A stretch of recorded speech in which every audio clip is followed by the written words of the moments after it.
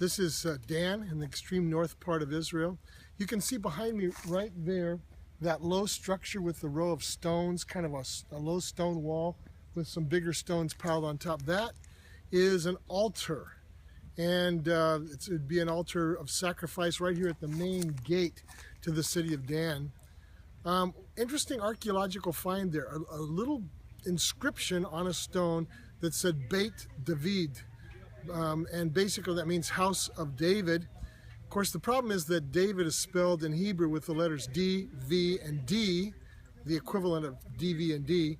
And so it really brings up an issue of what you accept. I mean, do you accept that as evidence that David is mentioned there?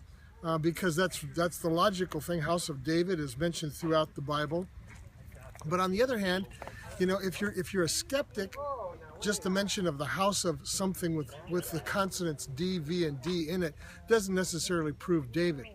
It just goes to show that if a person is wanting to believe, this would be pretty good evidence because it corresponds with so much of the biblical evidence.